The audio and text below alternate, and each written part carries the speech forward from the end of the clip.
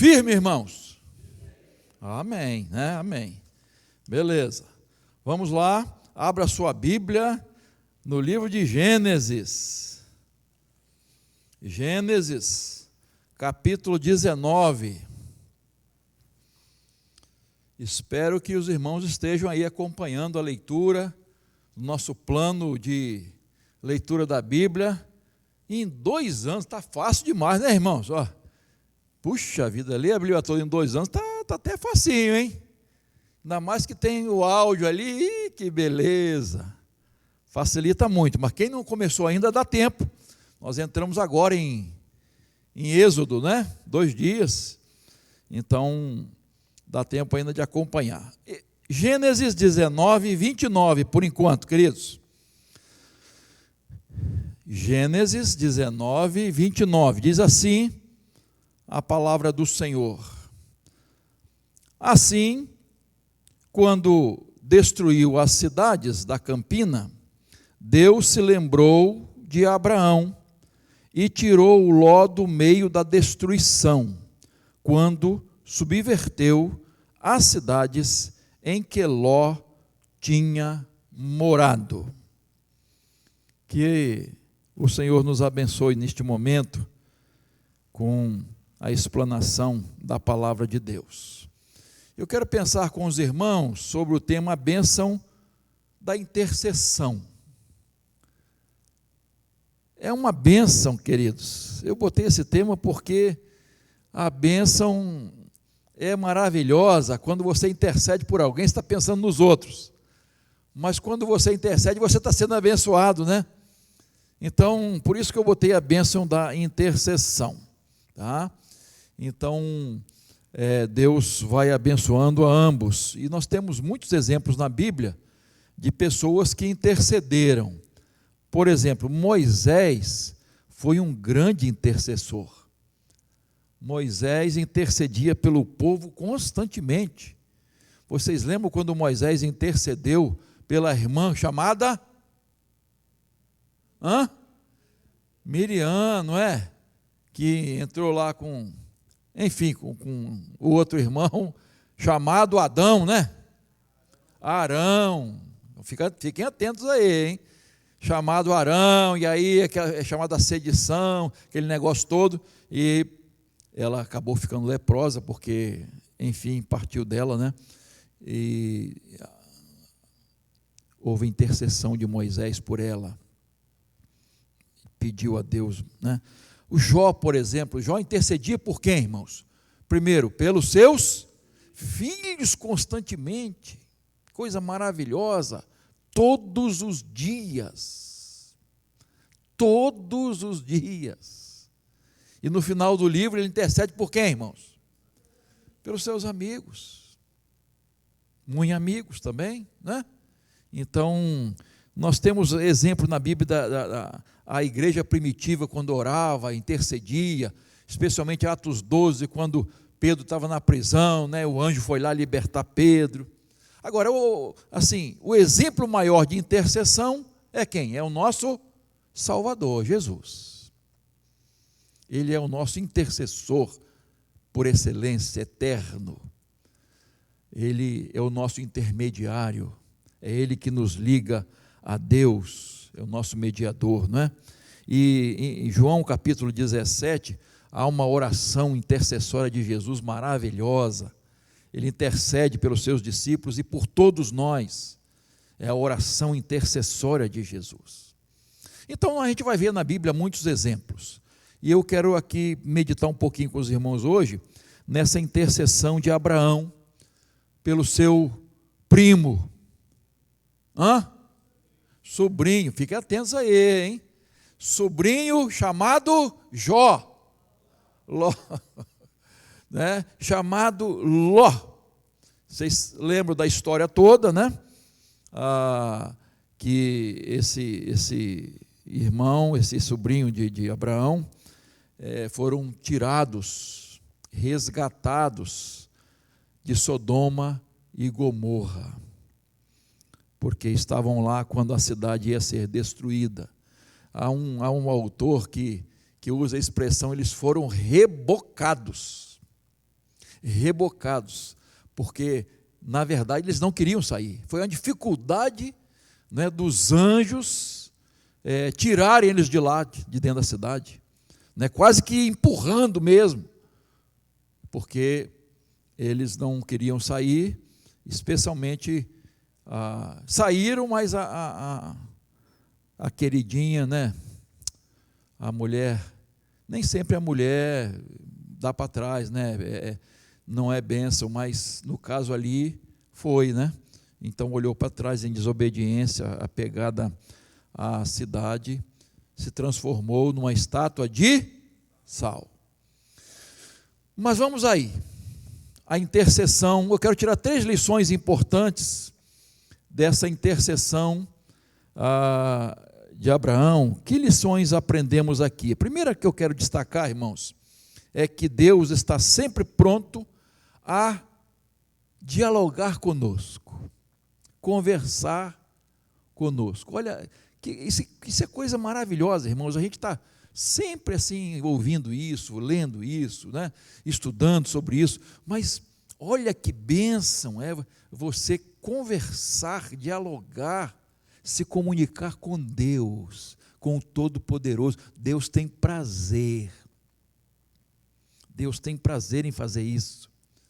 E vocês lembram que os pecados de Sodoma e Gomorra se multiplicavam cada vez mais, se agravavam cada vez mais, e Deus disse: chega, basta, e agora não tem mais jeito, e os anjos já estavam se encaminhando para lá, para a destruição da cidade, né? E a intercessão de Abraão fez com que eles fossem lá tirar Ló e a sua família. O verso 22, deixa a Bíblia aberta aí, queridos, veja lá, verso 22, assim, aqueles homens partiram dali e foram para Sodoma, mas Abraão ainda permaneceu na presença do Senhor. E aproximando-se, Abraão perguntou: será que vais destruir o justo com o ímpio? Verso 24, se houver por acaso lá 50 justos na cidade, ainda assim destruirás e não poupará o lugar por amor dos 50 justos que nela se encontram? Olha só, verso 25, ele ainda continua: longe de ti fazeres tal coisa, matar o justo com o ímpio, como se o justo fosse igual ao ímpio, longe de ti. Será que o juiz de toda a terra não faria justiça? Aí o verso 26, então o Senhor disse: se eu encontrar 50 justos dentro da cidade de Sodoma, pouparei a cidade toda.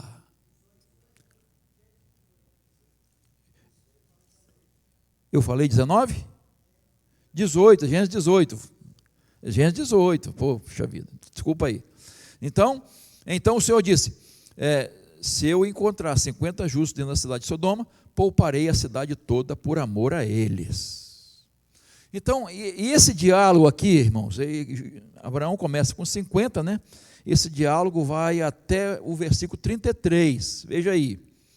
Não é? E eu quero, a princípio, destacar a intimidade de Abraão com Deus. Essa conversa de amigo, e Abraão assim, arguindo com Deus, dizendo: Senhor, o Senhor vai fazer isso, Senhor? Senhor, né? Olha só o nível de conversa, não é, que Abraão abre o coração para Deus para falar sobre isso. Domingo passado nós falamos da comunhão de Abraão com Deus, né? E ele foi chamado amigo de Deus. Então, queridos, que privilégio de Abraão ter essa intimidade de conversar com Deus, dialogar com Deus, de perguntar a Deus, né? Arguir. Lógico, daqui a pouquinho eu vou falar do temor dele, não é? Então, nós poderíamos hoje ter esse nível de conversa com Deus, irmãos? Será que nós teríamos esse privilégio hoje de ter essa oportunidade de chegar tão perto de Deus, na presença de Deus, e conversar assim como Abraão conversava com Deus? Claro que sim, irmãos. Deus não mudou. E Deus quer que tenhamos essa intimidade com Ele, de abrir o coração, de conversar, né? Isaías capítulo 1, verso 18, Deus diz assim: venham conversar comigo, venham dialogar comigo. Deus nos convida. E você, quando estuda a Bíblia, irmãos, nós vamos ver vários textos, Deus nos incentivando a buscá-lo, a conversar, a falar, a dialogar com Ele. Mas às vezes, irmãos, nós não temos tempo para isso, né? Nossa vida é tão corrida, não podemos parar para conversar com Deus. No capítulo 13, irmãos, você voltando um pouquinho, a separação de Abraão e Ló. Vocês lembram que Abraão deixou Ló escolher o rumo. Houve uma celeuma lá dos pastores de Abraão com os de Ló. Eles não estavam se entendendo porque eram muitos animais para pastar e tal, aquele negócio todo. E aí os pastores estavam começando: aqui essa parte é minha, olha, não vem para cá não, aqui está meu gado. Enfim, começou a ter esse problema lá. Então Abraão, não, a gente não pode ficar assim, brigando, né? Não é de Deus isso aí, né? Essa celeuma toda. Então nós vamos nos separar, vamos lá. Aí, se você quiser ir para lá, você vai, eu vou para cá. Se você escolher ir para cá, eu vou para lá. Vocês lembram bem dessa história. E aí Ló ia tomar a decisão, não é? Ele tomou a decisão, Abraão deixou ele escolher. E ele escolheu o quê? Ele olhou, levantou os olhos, diz o texto, e olhou para onde? Para as campinas, isto é, para o pasto melhor. Falou: aqui é melhor, as campinas do Jordão. Caramba, ele mandou escolher, eu vou escolher a melhor parte. Queridos, a decisão de Ló se baseou na aparência, talvez na sua experiência, na sua vantagem financeira. Por quê? Porque o gado ia se alimentar melhor, ia reproduzir mais, etc, etc. Ele falou: eu vou levar vantagem aqui, eu vou levar vantagem. E essa decisão dele foi a desgraça dele. A partir desse momento, a vida dele começou a ruir, depois daquela decisão. Nós precisamos ter cuidado, irmãos, com as nossas decisões, com as nossas escolhas. Como estamos fazendo nossas decisões? Como estamos fazendo as nossas escolhas, irmãos? Às vezes, um passo em falso, uma decisão errada, pode nos levar a decadências, especialmente na área espiritual.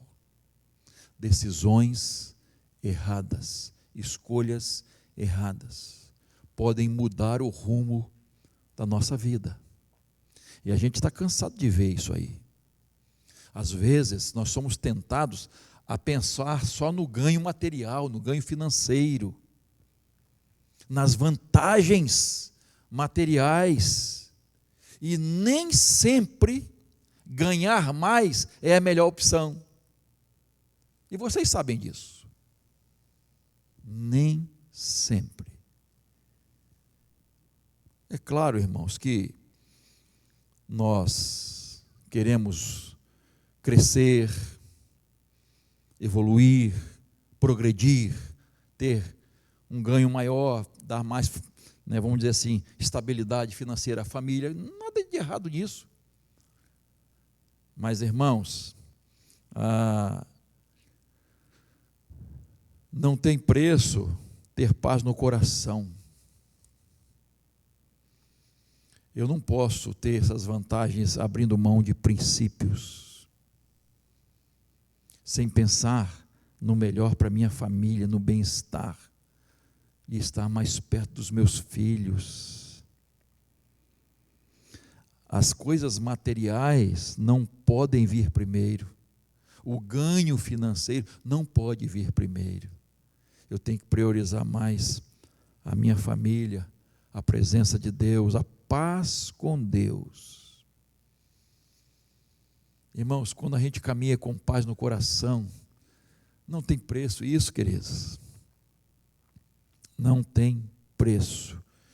Então, quando a gente tem vantagens financeiras, pensando no melhor e buscando o reino de Deus em primeiro lugar, beleza.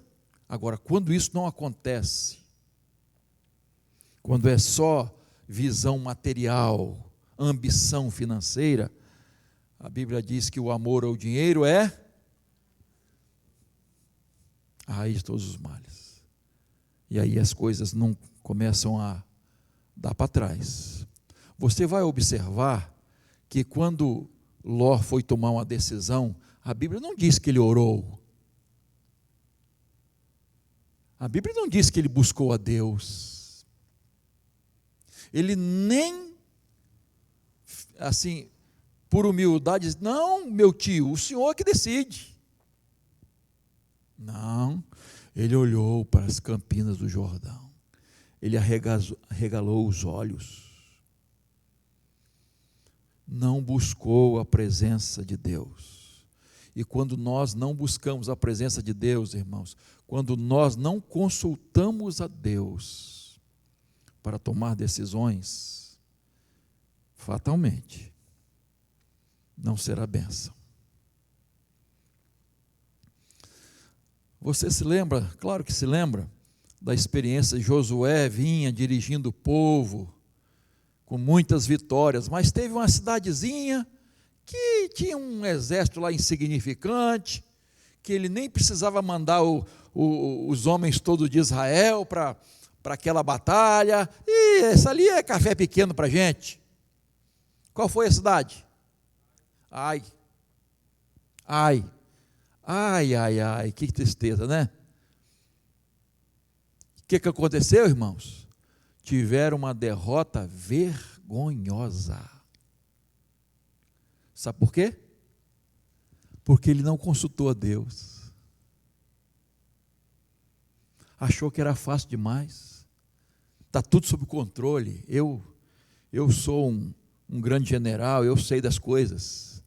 Eu tenho experiência. E era mesmo. Não é?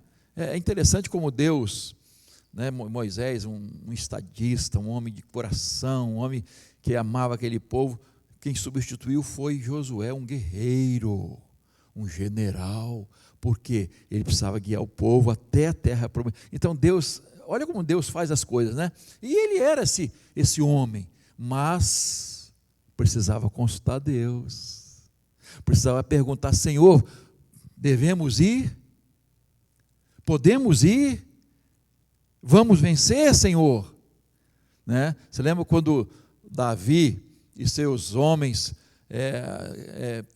foram ao local onde ele estava, eu esqueci a cidade agora, alguém me lembra, derrotar, estava em batalha, quando chegaram estava tudo destruído, vocês não estão lembrando, eu também estou tentando lembrar aqui, né, que eu não botei no meu esboço isso não, e tal, quando chegaram tudo queimado, eles levaram tudo que eles tinham, inclusive esposa e filhos. Ziclac. E aí choraram. E Davi, não seria lógico sair correndo atrás? Davi consultou o Senhor, buscou consolo em Deus, buscou: Senhor, se nós formos atrás, nós vamos ter vitória, Senhor? Senhor, é para ir, Senhor? Davi era um grande guerreiro, estrategista. Senhor, devemos ir? Irmãos, mesmo que seja uma decisão aparentemente fácil, nós precisamos consultar a Deus, perguntar a Deus: Senhor, é para fazer isso, Senhor? O Senhor concorda, Senhor? Às vezes é uma viagem, às vezes a compra de uma casa, de um imóvel qualquer,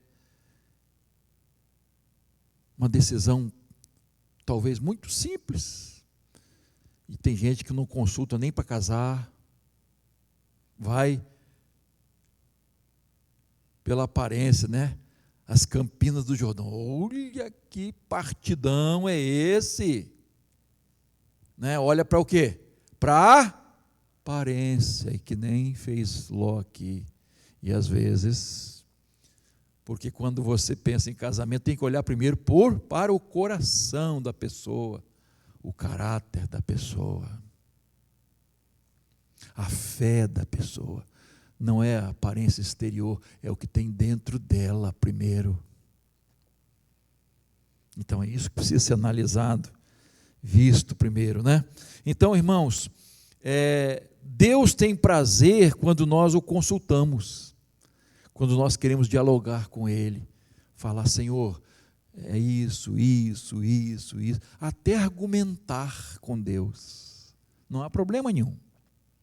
Não há problema nenhum. Deus não fica triste com isso. Tá? Deus tem prazer em conversar conosco. E essa é a primeira lição. A segunda lição que eu quero tirar aqui, irmãos, é que é preciso orar com ousadia, mas também com temor.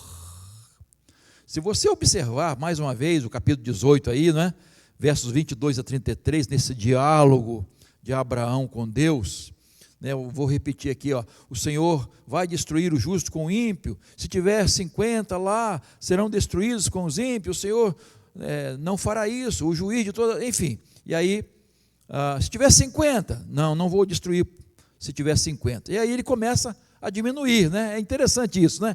Mas se faltarem só 5 dos 50, tiver 45, não destruirei se tiverem 45, aí Abraão, cheio de temor: mas Senhor, não fique zangado comigo não, hein? E se tiver 40? E ele vai assim, falando com Deus, mas assim, olha a ousadia, mas o temor que ele tem diante de Deus. Ele passa para 40, para 30, para 20 e 10, e não tinha nem 10. Então, irmãos, eu gosto dessa ousadia temerosa, ousadia e temor. É isso que deve permear as nossas orações. Tem muita gente, irmãos, que acha que ousadia é ter atrevimento, irreverência e desrespeito, e começar a dizer para Deus o que Ele tem que fazer, dar ordens a Deus, não é? Você conhece alguém? Tem gente que na oração fica pregando para Deus, já viu? Oração que prega para Deus? Eu exijo como os meus direitos, eu determino.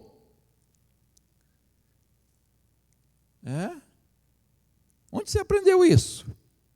Quem está ensinando isso? Um filho determina para o pai o que ele tem que fazer? Dá ordens ao pai? Não, queridos. Então, a oração deve ter ousadia, mas temor. Nós somos servos e servas do Senhor. E estamos falando com quem? Com Deus Todo-Poderoso. Com Deus Todo-Poderoso. Então nós temos que ser muito humildes, reconhecer o nosso lugar e reconhecer o lugar de Deus. Em Lucas capítulo 18, há uma parábola que você conhece, chamada parábola do fariseu e do publicano. Os dois foram para o templo fazer oração, orar, E o fariseu disse assim: ó Deus, graças te dou. Ó, oração bonita, hein? Ó Deus, graças te dou, porque não sou como os demais homens. Olha só como é que ele começa falando, argumentando com Deus, hein? Não sou como os demais homens, roubadores, injustos, adúlteros, nem ainda como esse publicano aí, ó. Porque eu jejuo 2 vezes por semana, eu dou o dízimo de tudo. Em resumo, Deus, me abençoa porque eu mereço, eu estou aqui, porque ó, eu sou eu. E qual foi a oração do publicano? Nem queria levantar os olhos para o céu, batia no peito, dizendo assim: ó Deus, tenha misericórdia de mim, que sou pecador. Ah, irmãos, como Deus gosta de oração assim.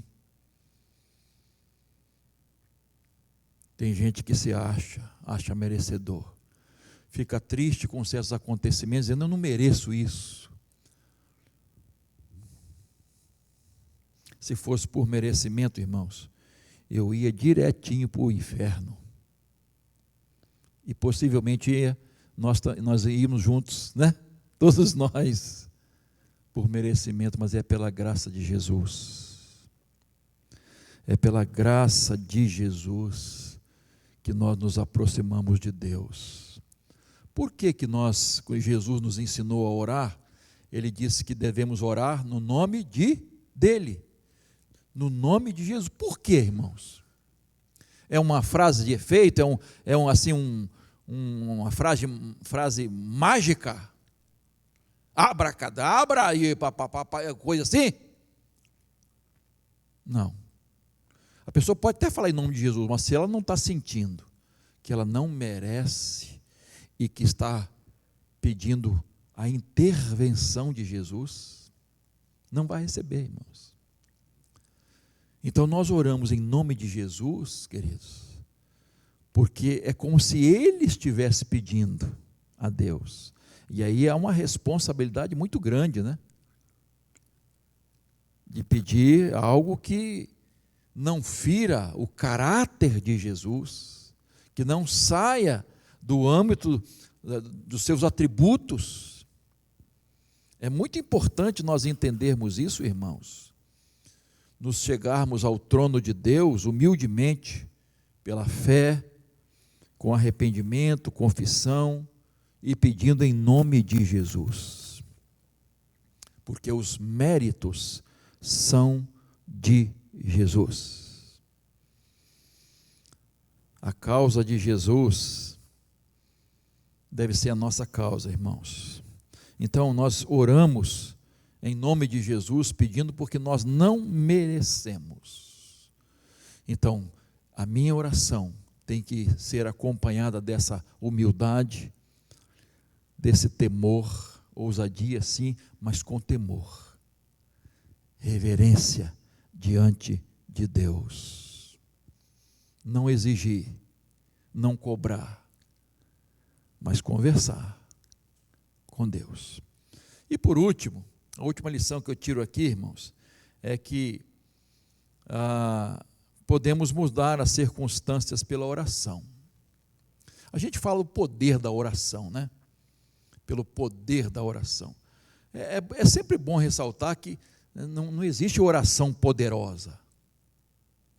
Não existe orador poderoso.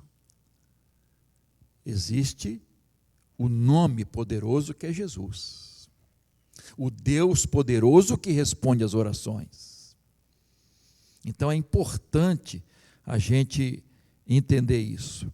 Deus disse a Abraão, nos versos 22 a 32, que não ia destruir a cidade se tivesse aquele número de justos.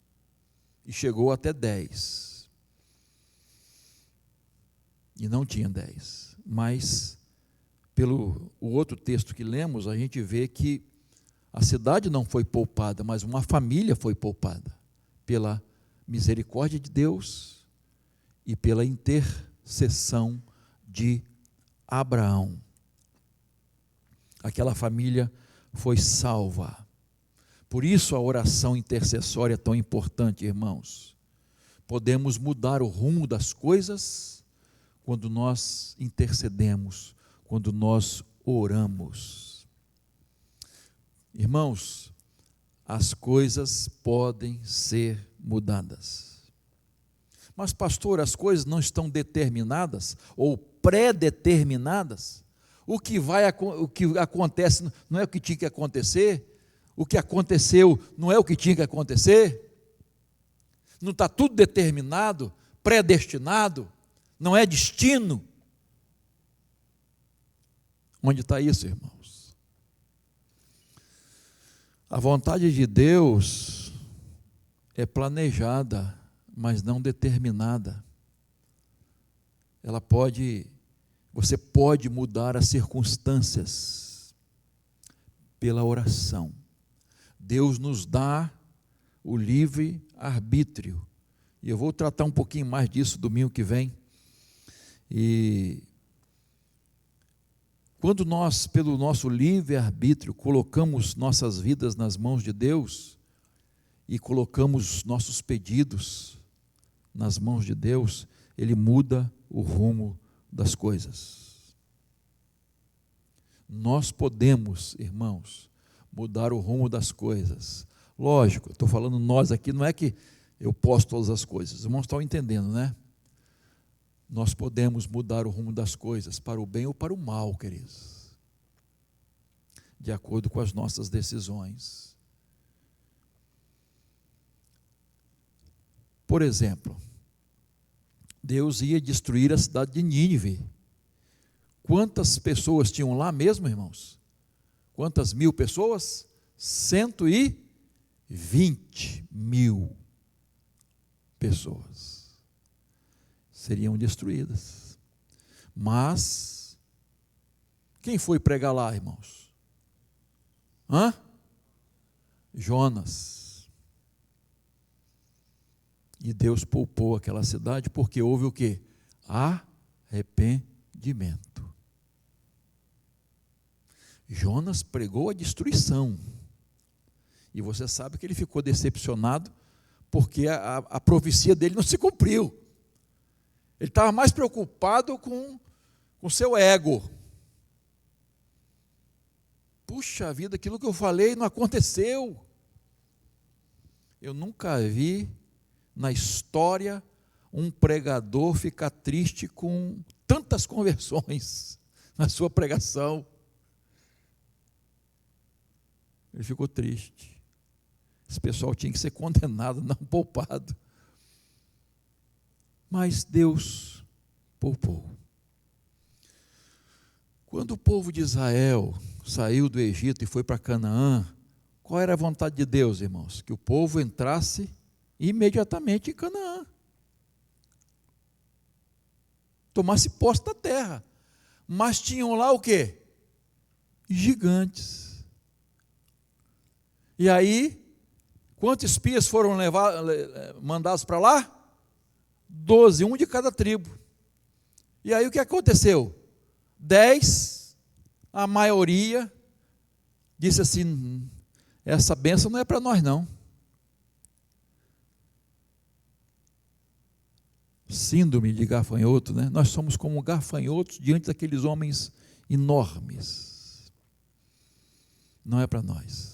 Mas 2, vamos que nós vamos vencer, o Senhor está conosco. Quem foram? Josué e Calebe. Mas a maioria venceu, né?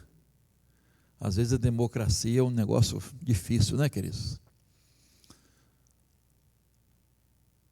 E aí, o povo com medo e desobedecendo a Deus, porque Deus tinha mandado, o que aconteceu? Foram para o deserto. Ficaram quantos anos lá? 40 anos. 40 anos, irmãos. Deus não abandonou o povo não, queridos. Porque Deus sustentou o povo, né? Maná caía todos os dias, né, irmãos? Coisa maravilhosa. Deus sustentou. as sandálias não se gastavam, a roupa, Deus sustentou, Deus proveu tudo, né? A nuvem, a coluna de fogo, enfim, Deus, mas aquela geração toda incrédula foi enterrada na areia do deserto.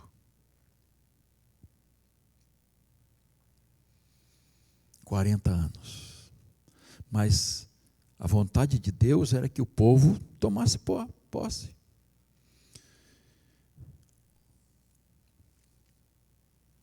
Rei Ezequias, o profeta Isaías chegou lá e disse assim: ó, meu amigo, acabou para você, tá? Chegou seu fim. Essa enfermidade aí é para você, é morte mesmo, acabou.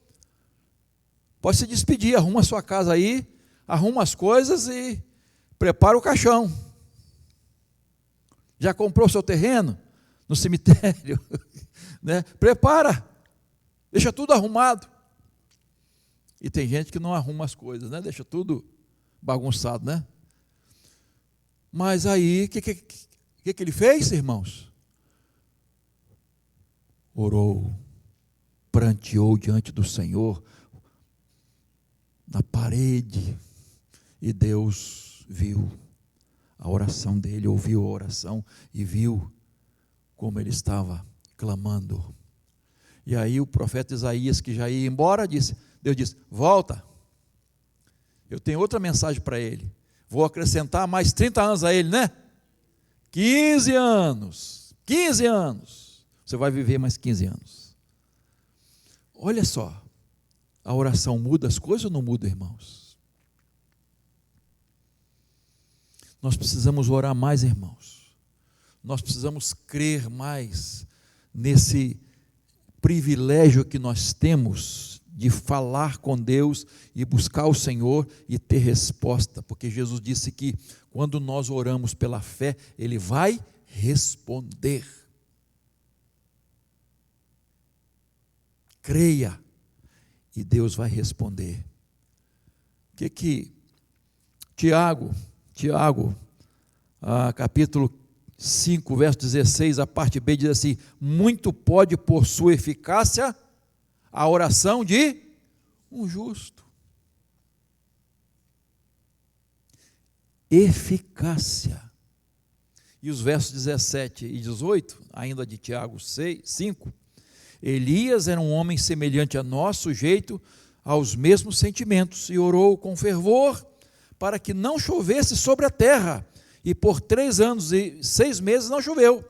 Depois orou de novo, e então o céu deu chuva, e a terra produziu seus frutos. Elias era igual a nós, irmãos, mas um homem de oração. Tiago era um homem de oração, por isso que ele escreve isso. Sabe como era já falei aqui, vê se vocês lembram, o apelido de Tiago: joelhos de camelo. Caramba, meu joelho não está de camelo não, irmãos. O seu está? Oração. Um homem sujeito, igual a nós, mas orou. E até modificou a natureza, os eventos. Olha como Deus move céu e terra para atender a oração dos seus filhos. Então não é quem faz a oração, é no nome de quem nós fazemos a oração, a quem fazemos a oração? A Deus, o Pai, através de Jesus. O pastor Davi vai começar sexta-feira o estudo do Pai Nosso, não é isso? Sexta agora? Então, Pai Nosso, olha só. É o Pai, em nome de Jesus. Ele responde às orações, se cremos de verdade. Então você pode orar, você deve orar, todos nós precisamos orar. Então, queridos, para concluir, Abraão orou pelo seu sobrinho Ló, 2 anjos foram lá tirá-lo com a sua família do meio de Sodoma e Gomorra. E aprendemos o quê? Que Deus sempre está pronto a dialogar conosco. Ele quer ter comunhão conosco, relacionamento íntimo. Nós queremos isso? Segundo, devemos orar com ousadia, mas também com temor. Chegar diante de Deus com ousadia de orar, mas humildemente, com reverência a Deus, com temor a Deus. Só pela graça e misericórdia recebemos as bênçãos do Senhor, só pela intermediação de Jesus Cristo. E por último, vimos que podemos mudar as circunstâncias pela oração, porque Deus responde às orações. Só Ele pode abrir e fechar as portas, irmãos. Só Ele salva, liberta, cura, transforma, restaura. Ele tem poder para fazer isso. Mudar as circunstâncias. A gente sabe que às vezes a mudança precisa ser em nós, né? Quando Deus não responde, irmãos, quando Deus não muda as circunstâncias, é porque Ele quer mudar a gente. E como nós precisamos ser mudados? A nossa visão, nossa comunhão, o nosso entendimento. Mas Deus muda as circunstâncias, respondendo às nossas orações. Como muda, irmãos? O que você gostaria de interceder hoje? Por quem? Tem alguém que você conhece, que você precisa interceder hoje? Pedir a Deus a intervenção divina para essa pessoa? Há alguma circunstância que precisa ser mudada na sua vida, na sua família? Deus intervir? É no casamento de alguém? É em relação à enfermidade? É em relação a filhos? Ou negócios? Ou sua experiência pessoal? É algo dentro de você que precisa mudar? Qual é a sua causa que você quer apresentar a Deus hoje? Pelo poder que Deus nos entregou nas nossas mãos da oração. O que você quer apresentar diante de Deus hoje? Ao Todo-Poderoso, colocar no trono da graça.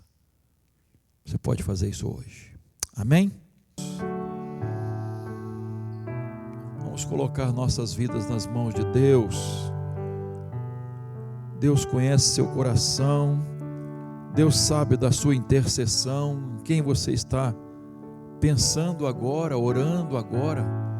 Deus tem poder para restaurar, para curar.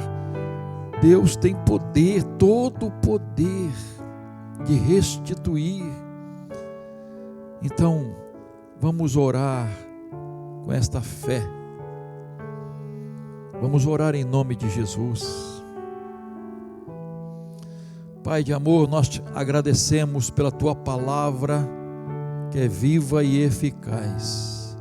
Te agradecemos por esses momentos preciosos de oração e de estudo da Tua palavra.